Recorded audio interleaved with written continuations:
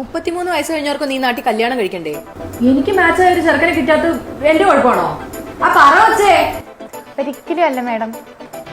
കല്യാണമേ വേണ്ടാന്ന് പറഞ്ഞ് ജീവിച്ചിരുന്ന ആളാ ഞാൻ. ആ എന്നെ പിടിച്ച് കുഴി ചാടിച്ചത് നിങ്ങളും എന്റെ തള്ളയും കൂടിയാ. ഇനി മര്യാദക്ക് എനിക്കൊരു ചെറുക്കനെ കണ്ടുപിടിച്ചു തന്നോ? അങ്ങനെയല്ല മാഡം. മാഡത്തിന്റെ ശുദ്ധജാതകവുമായി ചേരുന്ന ഒരു ശുദ്ധജാതകക്കാരനെ ഞങ്ങൾ തപ്പുന്നുണ്ട്. ഞങ്ങളുടെ ഉദ്ദേശം ശുദ്ധമായിട്ട് തന്നെ മാഡം ഒന്ന് കോപ്പറേറ്റ് ചെയ്യണം. ഇനിയിപ്പൊ അത്ര ശുദ്ധനല്ലെങ്കിലും കുഴപ്പമൊന്നുമില്ല. ഇച്ചിരി കുഴപ്പക്കാരനാണേലും അത് ഞാൻ നോക്കിക്കോളാം. റോക്കറ്റ് മേലോട്ട് പോകുന്നതിനേക്കാളും സ്പീഡിലാ പ്രായം മേലോട്ട് പോകുന്നത്. അതൊന്നും പറഞ്ഞാൽ നിങ്ങൾക്ക് മനസ്സിലാവത്തില്ല. ഇതൊക്കെ കണ്ടോ, മൊത്തം ഡയ്യാ കുഞ്ഞേ. ഈ 90s കിഡ്സിന്റെ അവസ്ഥയൊന്നും നിനക്കൊന്നും അറിയത്തില്ലല്ലോ. രാത്രി 10 മണി കഴിഞ്ഞാൽ നെഞ്ചിലൊരു പെരുപ്പും കയ്യിൽ പിടച്ചിലുക. അല്ല, ടെൻഷൻ, ഭാവി ആലോചിച്ചിട്ടേ. അതൊന്നും നിനക്കൊന്നും അറിയണ്ടല്ലോ.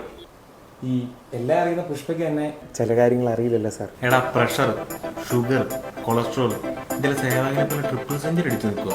ഞാനും എൻ്റെ അച്ഛനും ഇപ്പോൾ ഒരേ ഡോക്ടറായിട്ടാണ്. ഹൈ ക്ലാസ് എക്സ്ട്രോവേർട്ട് ആയിരുന്നു ഞാനിപ്പോ പ്രോ മാക്സ് ഇൻട്രോവേർട്ടാ.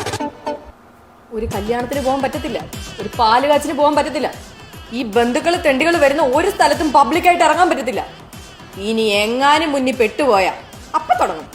പവിത്രയ്ക്ക് കല്യാണം ആയില്ലേ? പവിത്ര കെട്ടിക്കുന്നില്ലേ? പവിത്രയ്ക്ക് വല്ല പ്രശ്നമുണ്ടോ?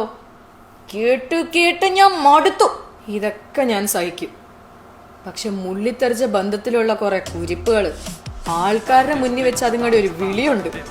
ആൻഡി ആൻഡി ആൻഡി ആൻഡി ആൻഡി ആൻഡി ആൻഡി ആൻഡി ആൻഡി